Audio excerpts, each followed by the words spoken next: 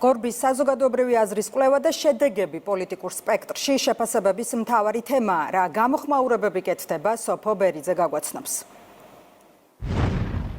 გორბის კვლევის შედეგები მართლ პარტიას აჩვენებს, რომ ქართული ოცნება დღეს უალტერნატივო პოლიტიკური ძალაა და რომ მართლ პარტიას არ ყავს რეალური ოპოზიცია.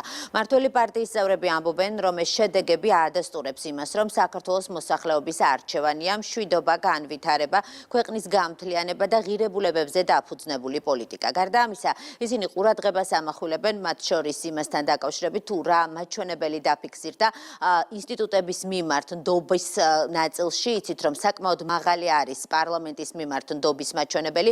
ეს კი ქართულ ოცნებას იმის თქმის საფუძველს აძლევს, რომ ყველამ პატივი უნდა სცეს ხალხის მიერ არჩეული პარლამენტის მიერ მიღებულ კანონმდებლობას. ჩვენ ასევე მოვისმინეთ მართველი პარტიის შეფასებები ოპოზიციის რეიტინგთან დაკავშირებით. ქართულ ოცნებაში ამბობენ, რომ მათი რეიტინგის შემცირება განპირობებული არის მათ მიერ წარმოებული პოლიტიკიდან. ისინი საუბრობენ იმის შესახებ, რომ ოპოზიცია ატყუებს საკუთარ ამომრჩეველს და ქვეყნის წინააღმდეგ დასავლეთში იბრძვის. რაც შეეხება თავად ოპოზიციის შეფასებებს, ერთის მხრივ ისინი საუბრობენ იმის თაობაზე, რომ არ უნდათ გორბის კვლევასთან დაკავშირებით საკუთარი პოზიციების დაფიქსირება, რადგან არ ენდობიან ამ კვლევას, მეორეს მხრივ კი წუხან იმის გამო, რომ საკუთარი კოლეგები პოლიტიკურ დასკვნებს სწორედ გორბის კვლევაზე დაყრდნობით აკეთებენ. არაფერი საინტერესო გორბში, როგორც კვლევით ორგანიზაციაში ჩვენთვის არ არის და არ ვაპირებ რაიმე სერიოზულობით გორბის ირგვლივ მსჯელობას. ჩემთვის უფრო პრობლემური არის, აი ოპოზიციის ნაწილი გორბის კვლევებზე დაფუძნებით გარკვეულ პოლიტიკურ დასკვნებს ვაკეთებს. ესაა ჩემთვის კომიკური. ეხლა შემიძლია რა ვიცი, შევამაწოდონ თაბახის ფურცელი, დავწეროთ ციფრები და ვთქვა, რომ ეს არის კვლევა. ჩვენი რეიტინგი კიდევ გაზრდილი არის, ეს ყველაფერი რა თქმა უნდა გამოწვეული არის რამდენიმე მიზეზით. პირველ რიგში შევახსენებ ჩვენ საზოგადოებას, რომ რაც ბატონმა დონალდ ტრამპმა დაიკავა ოვალური ოფისი, მას მერე გამოაშკარავდა ძალიან ბევრი რაღაცა, რაზეც ქართული ოცნება ვსაუბრობდით 3 წლის განმავლობაში და დადასტურდა, რომ ის გადადგმული ნაბიჯები, ის პრაგმატული პოლიტიკა, რასაც ჩვენ ვაწარმოებდით, ეს იყო აბსოლუტურად უალტერნატივო. ამასთანავე, რა თქმა უნდა, ეხა ოპოზიციის მხარდამჭერების ხარჯზეც არის გაზრდილი ნაწილობრივი ჩვენი რეიტინგი, ვინაიდან რასაკვირდებიან ისინი, ხო?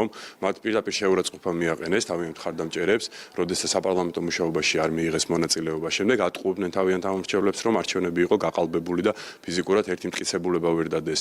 ამის შემდეგ მათ დღის წესრიგს წარმოადგენს და არც მალავენ პირდაპირ ეთერებში საუბრობენ, რომ რაღაცნაირად გამოიწვიონ ქვეყნის ეკონომიკური იზოლაცია, გამოიწვიონ დესტაბილიზაცია ქვეყანაში, ითხოვენ ბრიუსელში ქვეყნის დასჯას, დასანქცირებას, ასე შემდეგ და რა თქმა უნდა, ამ ყველაფრის ფონზე ჩვენი რეიტინგის გაზრდა და მათი რეიტინგის შემცირება მოულოდნელი არ ყოფილა. ქართული ხალხი დარწმუნდა, რომ მშვიდობის პირობებში და სწორი გატარებული ეკონომიკური პოლიტიკის პირობებში კეთილდღეობა აუცილებლად გაიზრდება. რა თქმა უნდა, მათ ძალიან კარგად იციან, რომ ბიუჯეტიც ყოველწლიურად იზრდება, შესაბამისად ის სერვისები, რომელიც მიეწოდება ჩვენს მოსახლეობას იზრდება და ამის შესაბამისად, რა თქმა უნდა, მართველი პარტიის რეიტინგიც იზრდება. ასე რომ ეს მოსალოდნელი იყო, ჩვენ კიდევ უფრო დიდი ტემპებით ვაპირებთ ამ წარმატების განვითარებას, ეკონომიკურ ზრდასაც და ასევე ჩვენი უსაფრთხოებისა და მშვიდობის პოლიტიკის გამტკიცებას. გორბმა სოციოლოგიური კვლევა თბილისსა და საქართველოს მასშტაბით ტელეკომპანია იმედის დაკვეთით ჩაატარა. მადლობა სოფო, ქრონიკის პირდაპირ ეთერში სოფო ბერიძე